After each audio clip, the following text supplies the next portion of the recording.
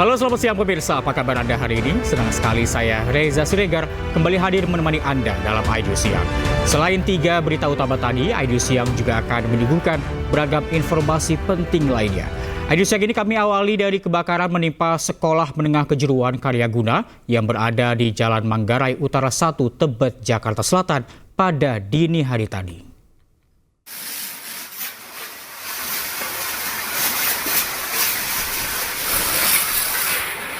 Petugas bersama warga berusaha memadamkan api yang berkobar di ruangan sekolah.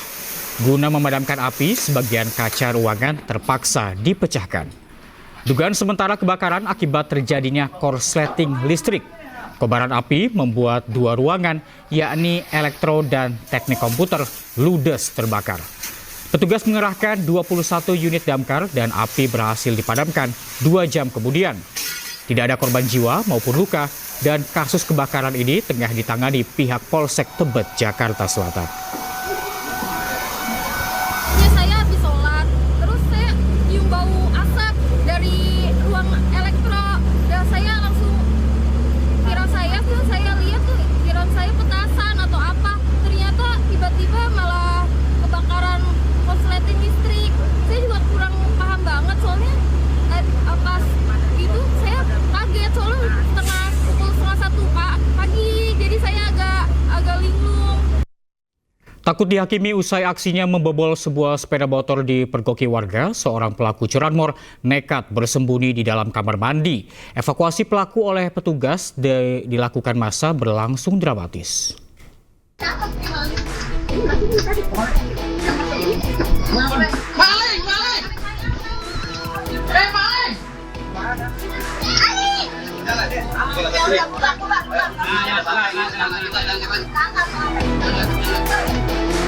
Pria pelaku curanmor ini berlari kencang di sebuah gang sempit permukiman padat penduduk di Sawah Besar, Jakarta Pusat saat dikejar sejumlah warga.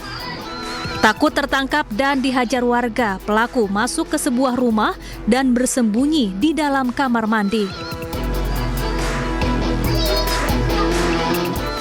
Meski warga sempat terkecoh, namun aksi persembunyian pelaku rupanya diketahui sejumlah emak-emak yang tengah nongkrong di samping rumah.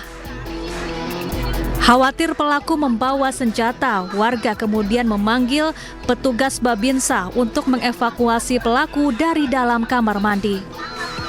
Emosi warga pun tak terbendung dan ikut merangsek masuk ke dalam rumah lantaran pelaku mengunci diri di kamar mandi. Pelaku sempat membuka baju dan meletakkannya di kamar mandi serta membuang barang bukti berupa kunci letter T, magnet dan alat tambahan lainnya di dapur. Diketok sama dia, siapa di dalam gitu kan. Tapi nggak ada suara sautan, yang ada cuma air serok gitu. Saya pikir dia nggak nyautin, kan berarti bukan tukang teknisi wifi nih ya, karena saya kenal suaranya dia nggak nyautin, berarti dia nih. Ya udah, akhirnya ya udah deh. Gimana tuh? Udah deh, gue keluar deh. Takutnya nanti dia bawa senjata, ntar gue lagi yang kena, katanya. Udah kita keluar, di sini udah kumpul semua orang.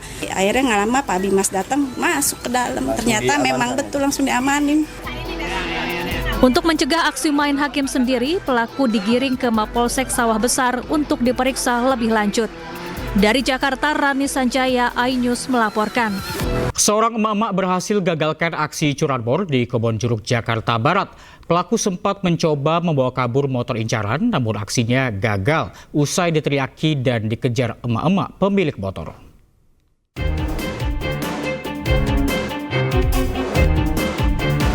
Inilah rekaman CCTV saat 2 pelaku curanmor beraksi di Jalan Asem, Kebonjeruk, Jakarta Barat. Salah seorang pelaku menggunakan sepeda motor menunggu rekannya yang tengah mendorong kabur sepeda motor curiannya dalam kondisi mati mesin. Usai 50 meter mendorong, aksi pelaku dipergoki pemilik yang melintas. Korban seorang emak-emak langsung berteriak hingga mengundang perhatian warga. Merasa terancam, pelaku langsung membuang motor curian dan melarikan diri. Diketahui, sepeda motor memang biasa terparkir di depan rumah dan tak khawatir karena dalam kondisi rusak. Sepeda motor sudah 2 kali menjadi incaran maling, namun tak berhasil digasak karena selalu kepergok sang pemilik. Pas di pengkolan sana, kok ada orang yang bawa, aku tegur, kata dia, mau isi bensin. Langsung aku putar balik, udah jauh. Langsung aku teriakin aja, udah nggak ada orang, sendirian di sana. Jadi pas aku teriakin dia agak jauh, langsung dibuang sama dia. Pemilik sepeda motor berharap pihak kepolisian sektor Kebonjeruk rutin berpatroli karena lokasi ini selalu sepi dan rawan aksi curanmor. Dari Jakarta, Miftahul Gani, iNews melaporkan. Seorang pria asal Semarang, Jawa Tengah diduga menjadi korban penganiayaan hingga tewas oleh 6 oknum polisi. Akibat kejadian itu, sejumlah jajaran Polresta Yogyakarta dilaporkan ke Polda Jawa Tengah.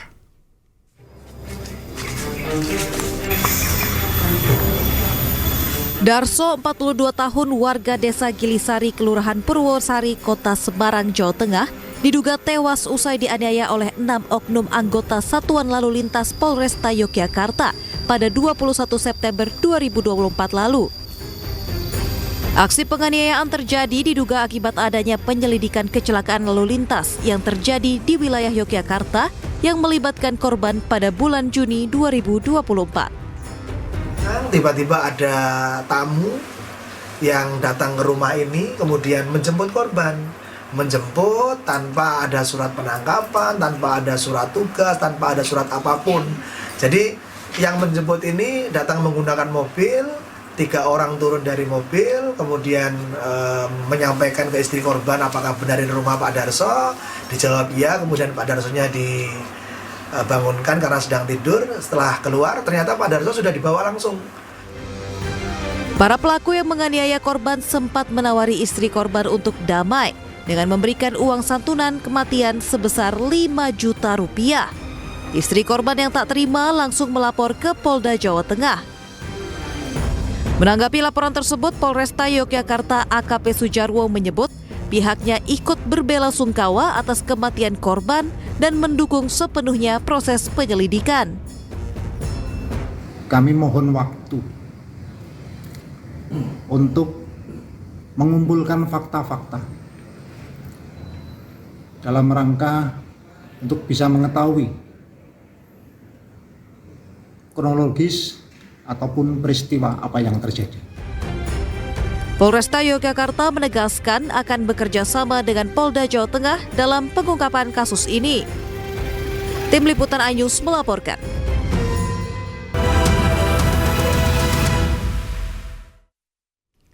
Anda masih bersama kami di iNews Siang, pemirsa. Badan Narkotika Nasional kembali mengungkap peredaran narkoba di dalam rutan.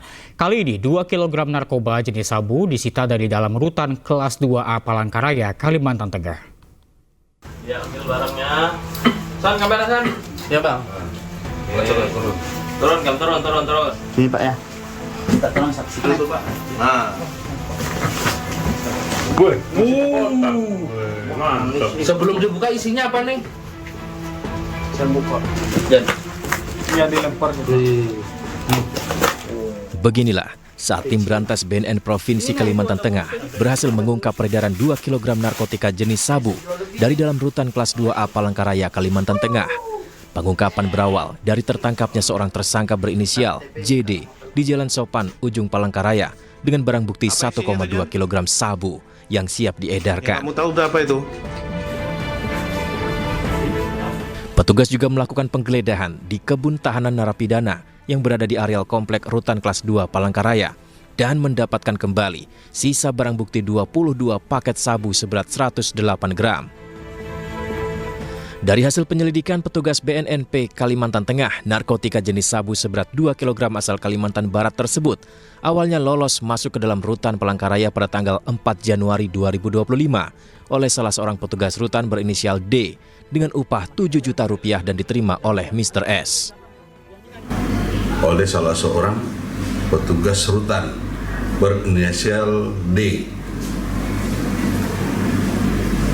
dan bisa lolos masuk ke sana, kemudian diterima oleh Mr. S yang sudah menunggu sebanyak 2 kg dengan upah sebesar 7 juta rupiah.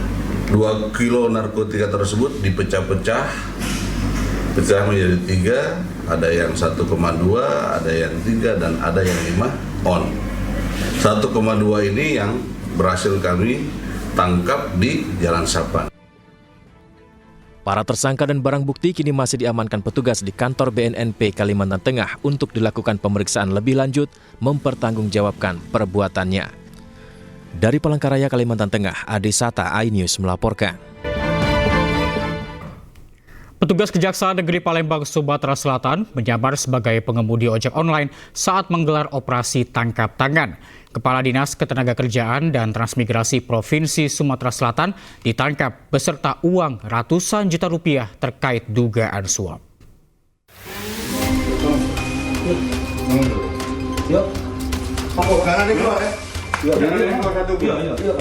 Inilah detik-detik operasi tangkap tangan di kantor Dinas Ketenagakerjaan dan Transmigrasi Provinsi Sumatera Selatan. Kepala Dinas Kertrans Sumatera Selatan Deliar Rizkon Marzuki ditangkap terkait dugaan suap. Saat penangkapan, petugas kejaksaan menyamar sebagai pengemudi ojek online yang masuk membawa makanan.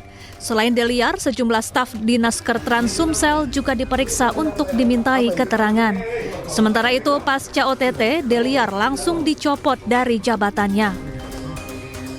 Setelah kami mendapatkan informasi yang valid, akurat, dan tepat, kami langsung melakukan penyergapan dengan dibantu oleh tim intelijen Kejaksaan Tinggi Sumatera Selatan. Di tempat kerja Kepala Dinas Tenaga Kerja Provinsi Lampung dengan inisial DM, Palembang. Dari hasil OTT, petugas menyita uang 285,5 juta rupiah dan 125 gram logam mulia. Kejaksaan kini sudah menetapkan Deliar Rizkon Marzuki dan salah satu stafnya, Alex Rahman, sebagai tersangka kasus dugaan suap terkait penerbitan surat perizinan keselamatan dan kesehatan kerja. Dari Palembang, Sumatera Selatan, Guntur, iNews melaporkan. Direktorat Jenderal Imigrasi menangkap 17 warga negara Vietnam yang diduga menyalahgunakan izin tinggal keimigrasian dari sebuah klinik bedah kecantikan di Pluit Timur, Jakarta Utara.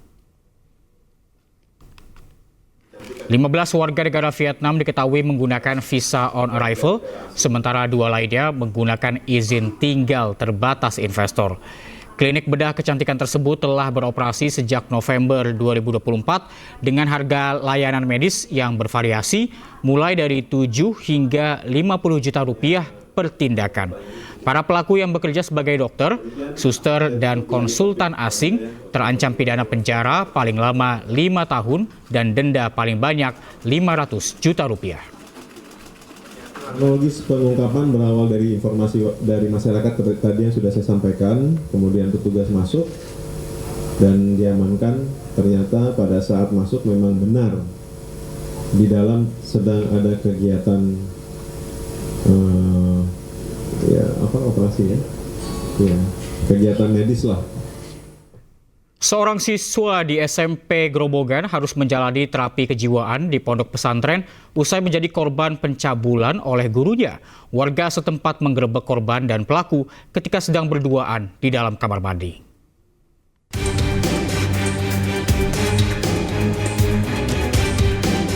YS, siswa SMP di Grobogan, Jawa Tengah menjalani terapi psikis selama 3 bulan terakhir di sebuah pondok pesantren di Jawa Tengah usai menjadi korban pencabulan guru agama wanita selama 2 tahun terakhir. Kondisi YS kini sudah membaik dan bisa diajak berkomunikasi dengan teman-teman santri lainnya. Siswa berusia 17 tahun ini sengaja dibawa keluarga ke pondok pesantren karena mereka merasa cemas melihat psikisnya yang semakin menurun. Korban mengaku selama ini sering curhat kepada pelaku yang merupakan guru agama. Ia mengaku sejak orang tuanya bercerai, ia hanya tinggal bersama kakek dan neneknya dan kekurangan figur orang tua. Korban pun beberapa kali menginap di rumah sang ibu guru dan diberi uang, hingga akhirnya korban dicabuli. Warga pun menggerebek keduanya ketika diduga sedang berduaan di dalam kamar mandi di rumah pelaku. Anaknya pendiam dan tertutup, tapi alhamdulillah setelah ikut bareng teman-teman disupport, kasih semangat, alhamdulillah sekarang anaknya sudah membaik. Kalau lebih detailnya itu teman-teman lebih tahu Pak, cuman ya kalau alhamdulillah itu dengan teman-teman mau terbuka itu katanya ya sebenarnya itu kejadiannya itu tidak seperti itu. Nanti suatu saat nanti kalau saya mungkin sudah pulih seperti dulu, saya mau cerita lah. Korban mengaku kepada pengasuh pondok pesantren ia selalu ditekan dan diancam tidak akan diberikan uang dan pakaian jika tidak mau melayani atau mengikuti kemauan pelaku. Dengan bukti dan saksi yang telah dipersiapkan, pihak pendamping korban telah melengkapi semua berkas yang akan diserahkan kepada Komisi Perlindungan Anak Indonesia dan Unit Perlindungan Perempuan dan Anak Satreskrim Polres Grobogan. Dari Grobogan, Jawa Tengah, Rustama Nusantara, iNews melaporkan. Dan pemirsa, untuk mengetahui perkembangan guru wanita yang mencabuli siswa di Grobogan, Jawa Tengah, sudah terhubung dengan kami Bapak Hernawan selaku kuasa hukum korban. Selamat siang, Pak Hermawan. Selamat siang. Ya, Pak Hernawan, bagaimana awal mula kasus ini bisa terungkap, Pak? Awalnya terungkap dari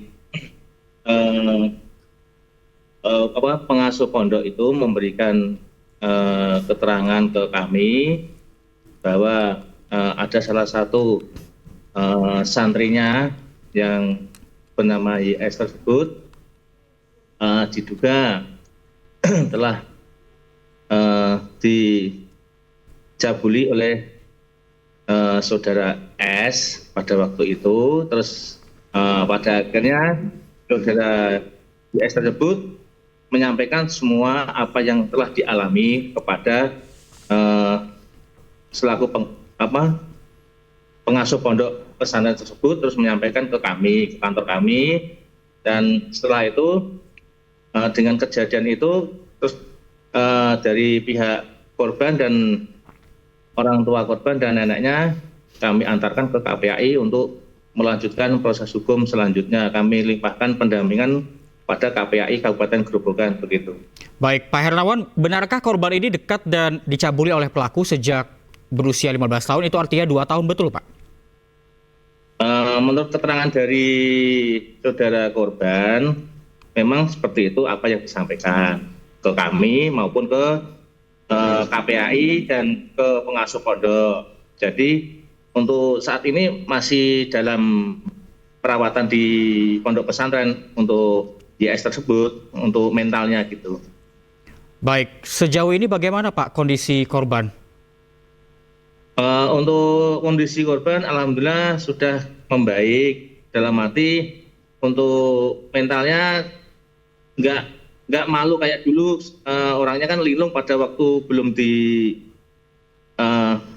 bawa ke pondok gitu, jadi seperti pikiran kosong gitu. Baik, Pak Hernawan, kita juga ingin mengkonfirmasi, Pak, apakah betul korban ini diancam oleh pelaku selama 2 tahun agar dapat menuruti kemauan pelaku dengan mengiming-imingi bahwa nantinya tidak akan diberi uang dan juga pakaian? Menurut keterangan dari korban, seperti itu yang disampaikan. Jadi kita hanya menyampaikan apa yang telah disampaikan oleh pihak korban. Baik, Pak Hernawan, kita juga mendapatkan informasi bahwa korban ini sering menginap di rumah pelaku. Apakah saat korban ini sering menginap di rumah pelaku tidak ada laporan dari tetangga ataupun dari pihak keluarga korban? Jadi pada waktu itu kan pelaku itu kalau ke situ itu posisi melihat situasi sepi atau setelah isya atau setelah subuh gitu loh, jadi malam gitu. Menurut keterangan warga yang kebetulan pada waktu itu yang menangkap itu penggerebekan tuh seperti itu yang diceritakan. Jadi sudah beberapa kali terus akhirnya diintai sama warga, terus akhirnya ditangkap itu. Baik, Pak Hernawan, tadi dikatakan bahwa pihak korban ini sudah melaporkan kasus ini ke KPAI, namun apakah nantinya akan melaporkan kasus ini juga ke polisi? Untuk kasus tersebut dari pihak keluarga itu untuk menghendaki untuk proses hukum selanjutnya, biar untuk pembelajaran lah untuk yang hal tersebut gitu. Jadi biar tidak ada terulang lagi kepada siswa maupun anak di bawah umur gitu. Baik, Pak Hernawan, tapi kita juga ingin mengetahui apakah selama ini korban ini tidak memiliki perhatian khusus dari keluarga? Kebetulan kan orang tua sudah bercerai, nah posisi anak itu ikut neneknya begitu. Baik. Yang saya terima.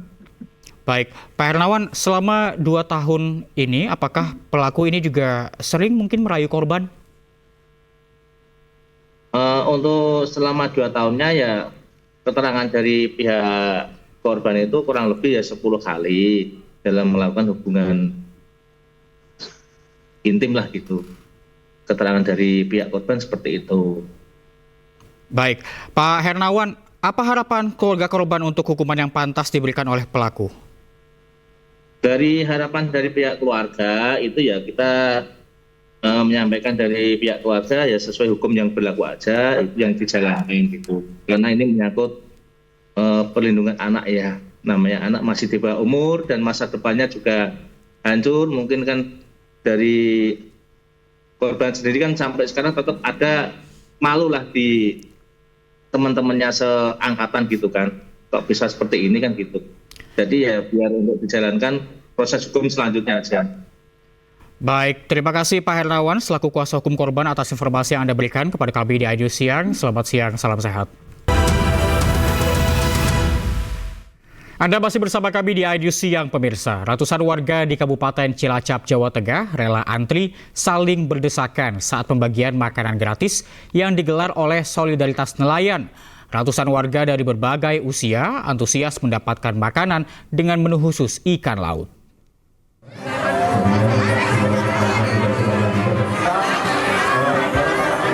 Ratusan warga antusias menyantap makan bergizi gratis di Komplek Pelabuhan Perikanan Samudra Cilacap, Jawa Tengah. Meski harus berdesakan, warga rela antri demi mendapat 1 porsi makan siang.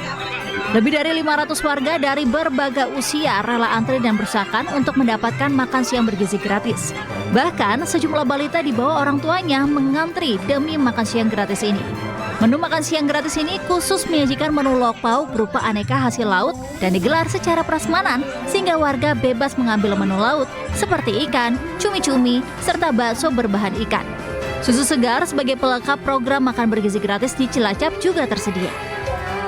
Program makan gratis dengan menu olahan ikan laut disediakan dan diolah oleh para nelayan Cilacap.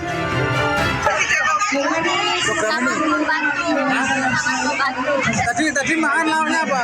Ikan. Ikan juga. Banyak berebut dengan lainnya juga ya. Antri tadi. Tentunya kita mengenalkan dengan hasil laut untuk meningkatkan perekonomiannya, sejahterakan nelayan Cilacap. Dengan menggait para nelayan dalam pelaksanaan program ini sebagai upaya untuk mendorong program masyarakat gemar makan ikan. Dari Cilacap, Jawa Tengah, Heri Susanto melaporkan. Mobil berplat nomor RI36 yang viral di media sosial ternyata dimiliki utusan khusus Presiden bidang generasi muda dan pekerja seni Raffi Ahmad. Dan usai viral, Menko Pemberdayaan Masyarakat Muhaimin Iskandar atau Caimin turut bersuara.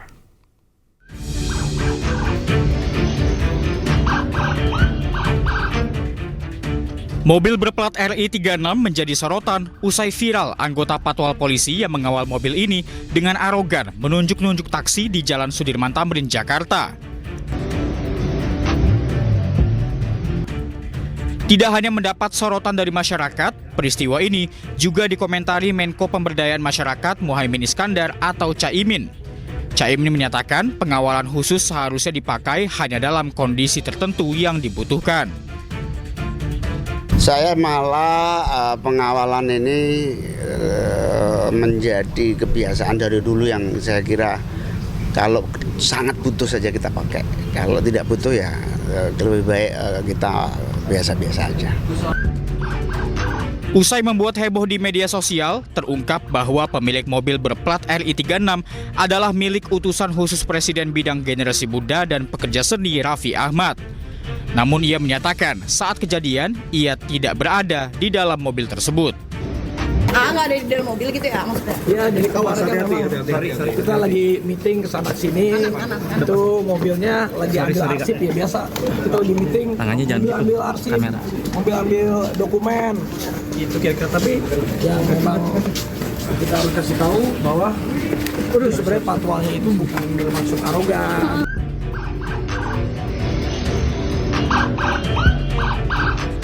Sebelumnya beredar video seorang polisi patwal berupaya membuka jalan untuk iring-iringan pejabat dengan plat RI 36 di tengah kemacetan. Di depan iring-iringan, sebuah taksi mewah melintas sehingga menghalangi rombongan. Polisi patwal segera mencegah taksi sambil menunjuk supir. Aksi polisi patwal tersebut dinilai arogan hingga menuai reaksi keras dari masyarakat. Tim Liputan, iNews melaporkan. Presiden Prabowo dan Perdana Menteri Jepang Shigeru Ishiba bertemu di Istana Bogor pada Sabtu pagi. Dalam pertemuan ini, Jepang berkomitmen membantu Indonesia di sejumlah bidang, termasuk program makan bergizi gratis.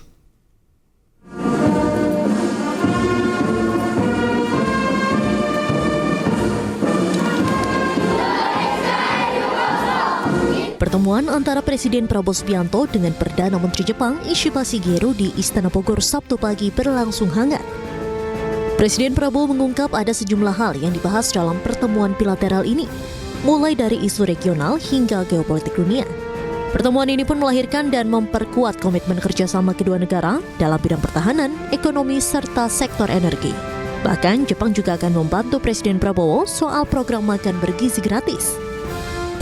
Dan mereka juga berminat untuk bantu di bidang makan bergizi karena mereka pun punya pengalaman di bidang itu sudah 80 tahun. Dan mereka yang menawarkan inisiatif mereka untuk ikut membantu mungkin dengan pelatihan dan lain sebagainya. Saya kira demikian, saya undang mereka untuk ikut dalam kerjasama di bidang pangan, di bidang maritim, di bidang energi, perikanan, dan sebagainya. Dalam pertemuan tersebut, Perdana Menteri Jepang Ishiba Shigeru juga mengatakan, Jepang dengan senang bekerja sama dalam keinginan Prabowo untuk menjalankan makan bergizi gratis di Indonesia. Jepang akan mengirim tenaga ahli dan membantu peningkatan sektor perikanan serta pertanian.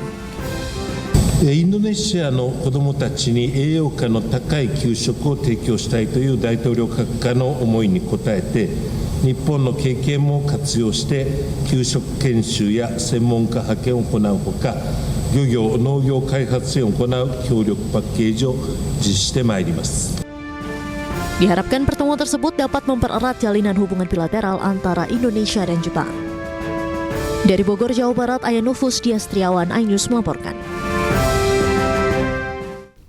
Presiden kelima RI Megawati Soekarno Putri menangis dalam sambutannya di perayaan Hari Ulang Tahun ke-52 PDI Perjuangan Jumat siang.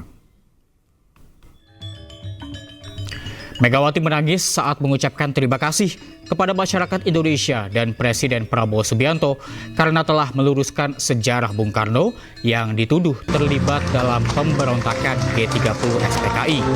Menurut Megawati, selama 57 tahun sejak tahun 1967, keluarga Bung Karno harus menjalani penulisan sejarah yang salah.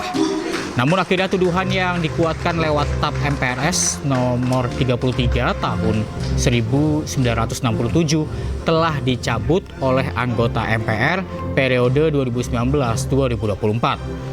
Artinya, tuduhan terhadap Bung Karno yang terlibat pemberontakan G30 SPKI tidak terbukti dan batal demi hukum. Ucapan terima kasih yang setulus-tulusnya saya sampaikan kepada seluruh rakyat Indonesia dimanapun kalian berada atas pelurusan sejarah Bung Karno tersebut. Ucapan terima kasih juga saya sampaikan kepada Presiden Prabowo Subianto yang telah merespon surat pimpinan MPR RI terkait tindak lanjut pemulihan nama baik dan hak-hak Bung Karno sebagai Presiden Republik Indonesia pertama. Menteri Koordinator Bidang Infrastruktur dan Pembangunan Kewilayahan Agus Harimurti Yudhoyono meminta Kementerian Kelautan dan Perikanan untuk menyelesaikan polemik pagar laut di perairan Kabupaten Tangerang, Banten. Sementara itu, Walhi menyatakan keberadaan pagar laut tersebut merusak ekosistem laut dan mata pencaharian nelayan.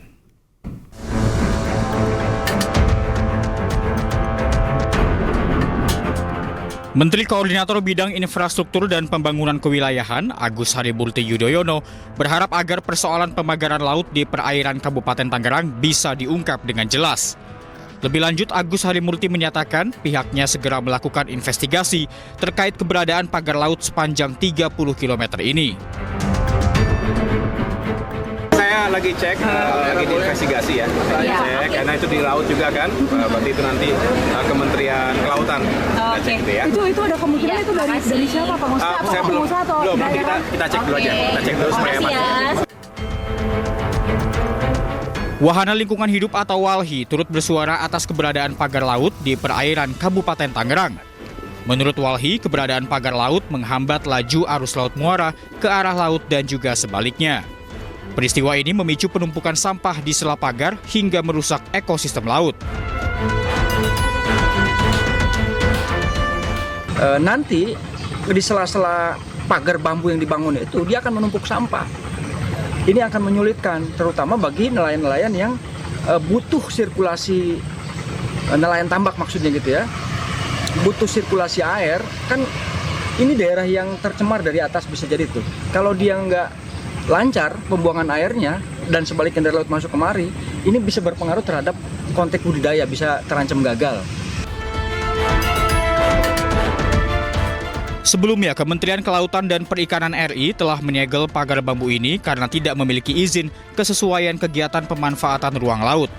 Pelaku memasang pagar sekitar 700 meter dari garis pantai di kawasan terlarang untuk kegiatan pemanfaatan ruang laut tanpa izin. Hingga kini, pihak berwajib masih menyelidiki pihak yang bertanggung jawab atau pelaku pemasangan. Dari Depok dan Kabupaten Tangerang, Iyung Rizky Hasnugara, iNews melaporkan. Proses penetapan pasangan calon yang dinilai tak memenuhi syarat Lembaga Pemantau Pemilih Serikat Demokrasi Indonesia mengajukan gugatan perselisihan hasil pemilihan umum kepala daerah Pilkada 2024 Provinsi Papua Selatan ke Mahkamah Konstitusi. Sejumlah anggota Lembaga Pemantau Pemilih Serikat Demokrasi Indonesia mendatangi gedung Mahkamah Konstitusi untuk menindaklanjuti proses gugatan perselisihan hasil pemilihan umum kepala daerah 2024 Provinsi Papua Selatan. Pemohon menyoroti proses penyelenggaraan Pilkada Papua Selatan bermasalah dan mendesak MK menyetujui pelaksanaan pemungutan suara ulang di 4 kabupaten kota di Merauke, Asmat, Mapi, dan Boven di Goel. Sementara atau PJ itu tidak diperkenankan untuk maju sebagai calon gubernur atau wakil gubernur. Itulah yang awal mula. Sehingganya terbitlah surat edaran Menteri Dalam Negeri dalam hal ini yang kemudian jadi dasar pengunduran diri PJ sebelumnya untuk mencalonkan di Provinsi Papua Selatan. Itu secara logik kan dia sebagai PJ, kemudian dia mengundurkan diri, kemudian dia maju.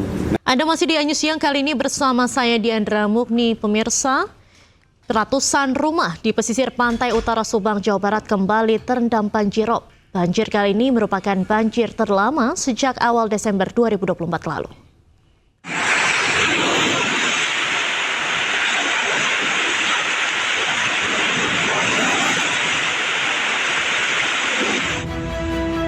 Gelombang air pasang laut kembali menerjang pesisir pantai utara di Kecamatan Legon Kulon, Kabupaten Subang, Jawa Barat.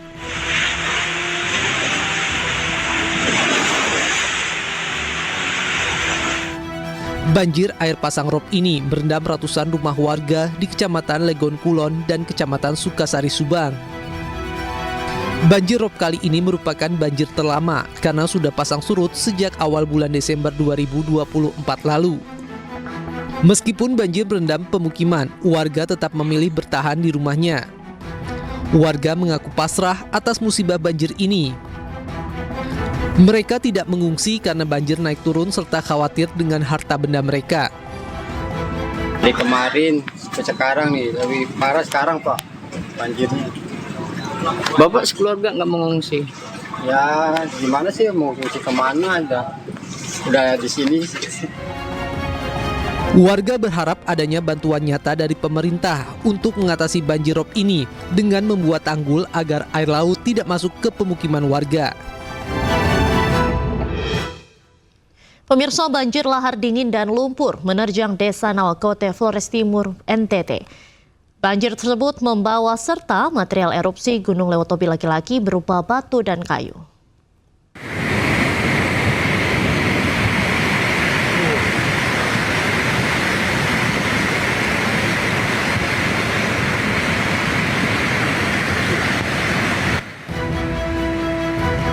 Hujan deras yang terjadi di puncak Gunung Lewotobi laki-laki mengakibatkan banjir lahar dingin dalam skala besar yang melanda Dusun Duang, Desa Nawakote, Kecamatan Wulanggitang, Kabupaten Flores Timur, Nusa Tenggara Timur. Hujan deras mengguyur kawasan tersebut 1 hari sebelumnya.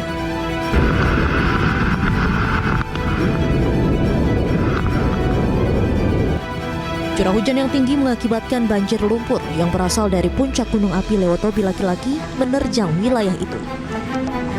Sebagian besar rumah warga dan lahan pertanian pun terendam lumpur tebal. Meski demikian, tidak ada laporan korban jiwa dalam peristiwa ini karena masyarakat telah mengungsi ke tempat yang lebih aman. Diketahui pasca erupsi Gunung Api Lewotobi pada 3 November 2024 lalu, masyarakat di kawasan ini mengalami berbagai kesulitan. Rumah serta tanaman mereka rusak dikarenakan erupsi dan banjir lahar dingin.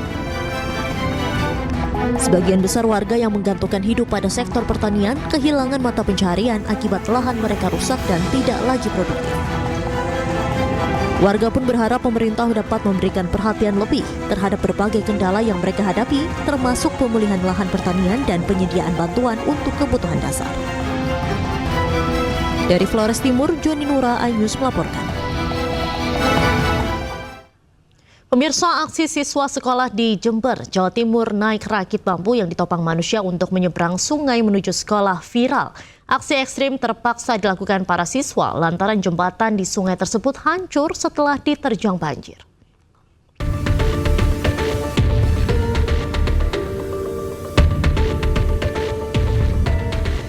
Inilah video viral yang memperlihatkan anak-anak sekolah di Desa Sanenrejo dan Mulyorejo menyeberang sungai menggunakan rakit bambu yang ditopang beberapa orang di bawahnya. Tak hanya anak-anak sekolah, kendaraan roda 2 juga menyeberang sungai Sanenrejo menggunakan rakit manusia. Penggunaan rakit merupakan salah satu cara agar akses kedua desa tersebut dapat dilalui. Aksi ekstrim ini terpaksa dilakukan lantaran jembatan di sungai ini hancur setelah diterjang banjir. Banjirnya itu sehari 1 malam, ketinggian level itu di bendungan sekitar 145, sehingga jembatan itu kegiatan hari ini, Bos. Kini warga mulai gotong royong membuat jembatan darurat agar akses dua desa ini kembali berjalan normal. Jembatan yang hancur berada di kawasan TNMB dan Perhutani.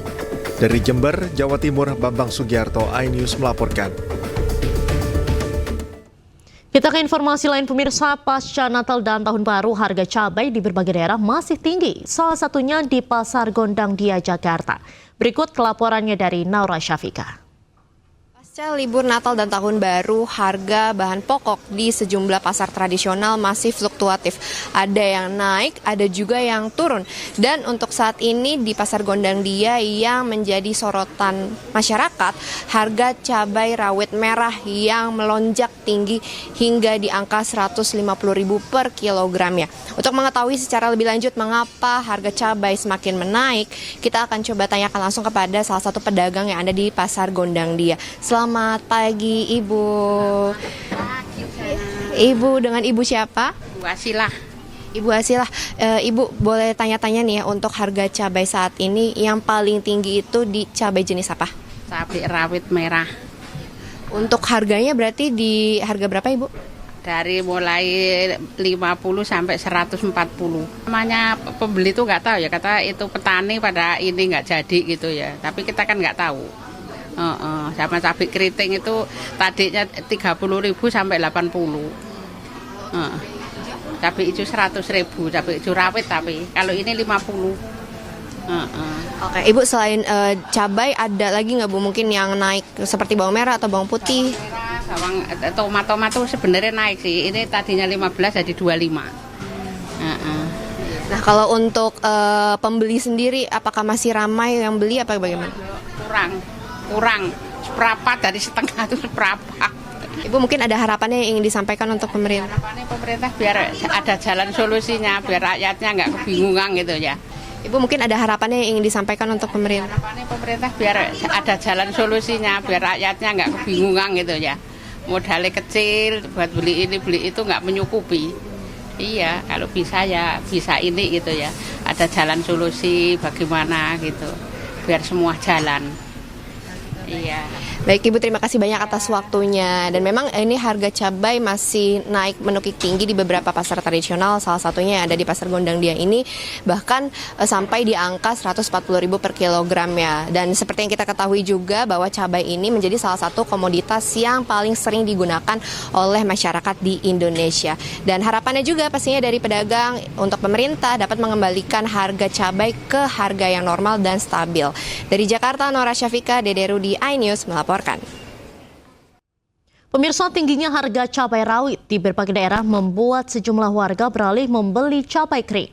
Seperti halnya di Bandung, Jawa Barat, warga memburu cabai kering yang harganya jauh lebih murah.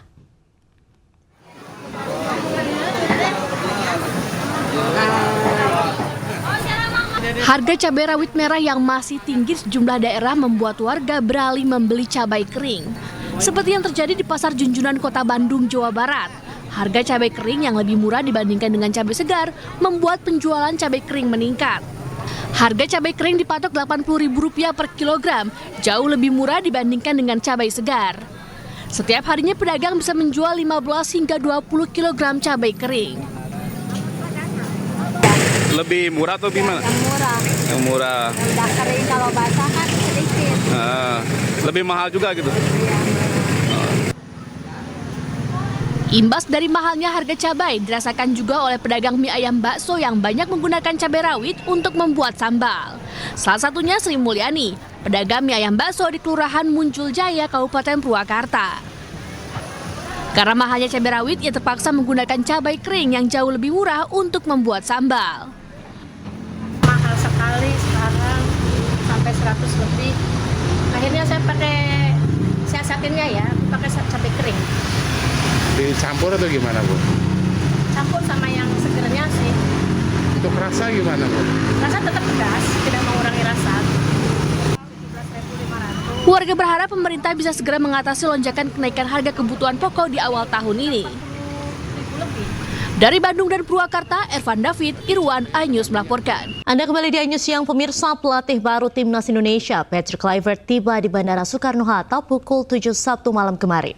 Kedatangan Kluivert disambut sangat antusias oleh para penggemar.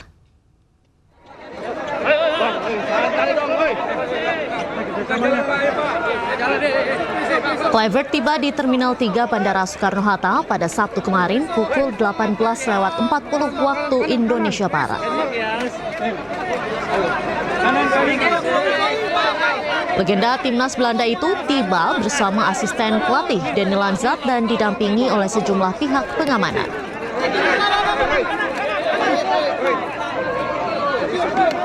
Kedatangannya disambut dengan sangat antusias oleh sejumlah pendukung yang telah menunggu sejak sore hari.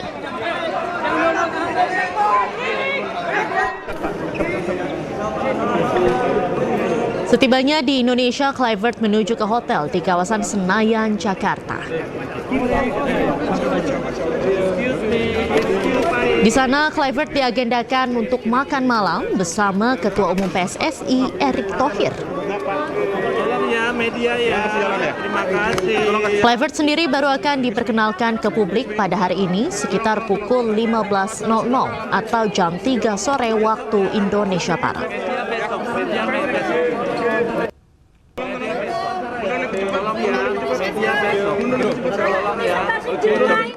Dan pemirsa, untuk menanti perkenalan Patrick Kluivert sebagai kepala pelatih Timnas Indonesia, sudah ada rekan kami Hamzah Hasibuan di Hotel Fairmont Jakarta dan rekan Galuh Pandu di Hotel Mulia. Kita terlebih dahulu ke Hamzah Hasibuan. Selamat siang Hamzah, bagaimana saat ini situasi di Hotel Fairmont, tempat di mana Patrick Kluivert menginap? Ya, selamat siang Diandra dan juga pemirsa. Seperti yang kita ketahui semuanya, pelatih tim nasional sepak bola Indonesia yang terbaru yaitu Patrick Kluivert asal Belanda ini sudah dikabarkan berada di Indonesia, dan saat ini Patrick Kluivert ini dikabarkan sedang menginap di salah satu hotel yang berlokasi di Senayan, Jakarta. Kemudian Patrick Kluivert ini nantinya dijadwalkan akan menjalani konferensi pers dan melakukan perkenalan kepada publik Indonesia yang akan dilaksanakan oleh PSSI, yang rencananya akan dilaksanakan pada sekitar Patrick Kluivert ini tiba di Indonesia pada hari Sabtu kemarin di sekitaran pukul 7 malam waktu Indonesia Barat melalui Bandara Internasional Soekarno-Hatta yang berlokasi di Tangerang, Banten. Pelatih anyar asal Belanda ini juga disambut antusias oleh para pendukung sepak bola Indonesia yang sebelumnya juga sudah hadir di Bandara Internasional Soekarno-Hatta langsung untuk menyambut legenda dari timnas Belanda ini. Selain itu, menurut informasi kami, catatan dari kepelatihan dari Patrick Kluivert ini, sebelumnya Patrick Kluivert sempat menjadi asisten dari pelatih timnas Belanda di periode 2020. Selain itu, Patrick di PSSI ini dikontrak rencananya akan selama 2 tahun dengan opsi perpanjangan. Selain itu, Patrick Kluivert ini juga diberikan target oleh PSSI untuk dapat menembus ke Piala Dunia 2026 mendatang.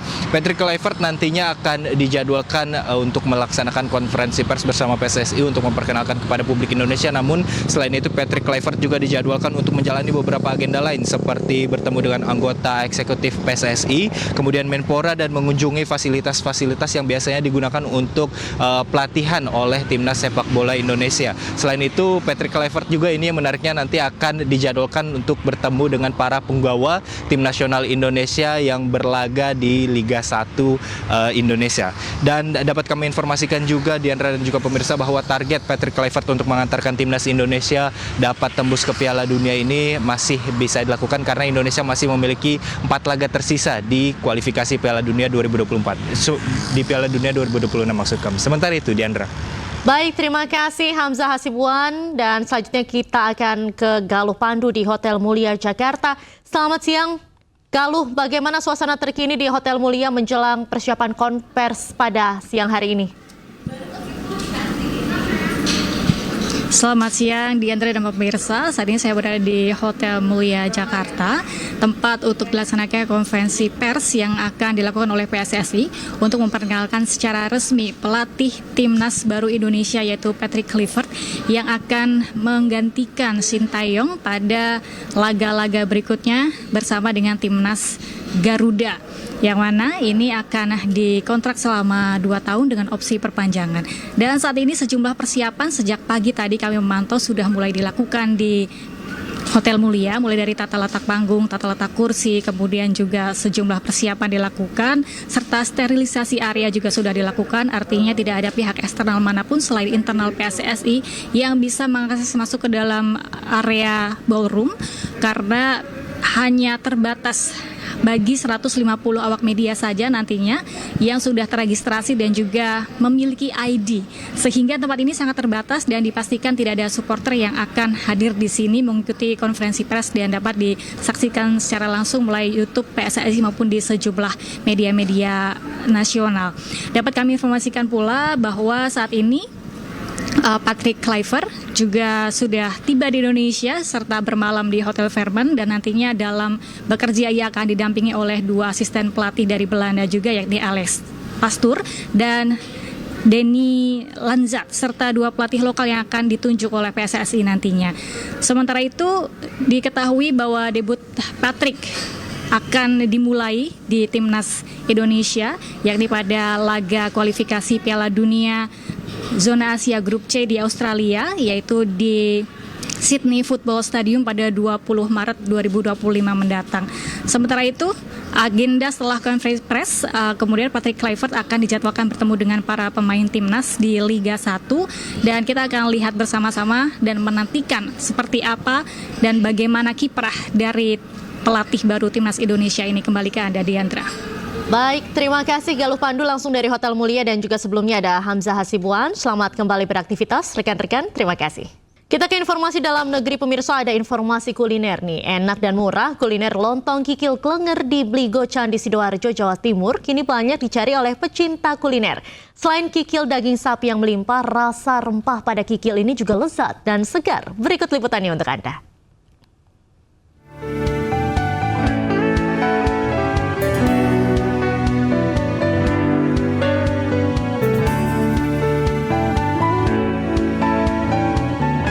Terletak di kawasan Bligo Candi Sidoarjo, warung lontong kikil klenger kini sangat dikenal pecinta kuliner di Sidoarjo. Buka pada pukul 9 pagi, sejumlah warga langsung berdatangan untuk menikmati kuliner lontong kikil klenger ini. Dilihat dari bentuknya, lontong kikil klenger hampir sama dengan kuliner lontong kikil pada umumnya.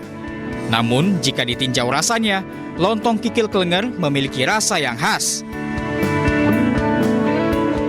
Daging kikil yang diambil dari daging dan urat kaki sapi ini telah dicampur dengan bumbu rempah sehingga selain lezat juga empuk dan mudah untuk dikunyah. Apalagi dengan kuah campuran bumbu rempah dan kaldu kikil membuat lontong kikil klenger sangat nikmat disantap saat cuaca dingin karena rasanya pedas dan juga segar. Ada 3 varian makanan lontong kikil yang ditawarkan di sini. Di antaranya lontong kikil biasa, lontong kikil klenger, dan lontong kikil gragot yang disajikan utuh dengan tulang kaki sapi besarnya. Sementara harganya sendiri cukup terjangkau, antara Rp15 hingga Rp35.000 per porsi. Penasaran aja karena banyak orang yang pada datang gitu. Ini 3 kali, 2 kali yang pertama, kedua udah habis kehabisan. Jadi ini yang ketiga, untung alhamdulillah nemu nih, masih ada banyak. Gitu ya. Kelebihannya apa Mbak kalau menurut Mbak? Bikin klenger beneran sih. Gitu ya, enak ya? Enak, mantap pokoknya. Rasanya enak, bumbunya merasuk ke dagingnya. Terus kalau yang ada tulangnya itu dagingnya mudah mengelupas, jadi makannya itu enak sekali. Klenger ini kan hanya porsi yang lebih banyak, yang lain belum ada gitu aja. Kalau kelebihan ya saya merasa tidak punya kelebihan apa-apa Pak. Gitu ya. Kikil klenger ini, jadi perbedaan aja sedikit. Murah dan enak, kuliner lontong kikil klenger kini viral di media sosial. Dalam sehari, sedikitnya 400 porsi lontong kikil terjual dengan bahan baku mencapai 100 kg kikil per hari. Dari Sidoarjo, Jawa Timur, Pramono Putra, iNews melaporkan. Pemirsa, informasi tadi sekaligus menutup iNews yang hari ini. Cuplikan tayangan berita iNews dapat Anda saksikan di kanal YouTube @official iNews.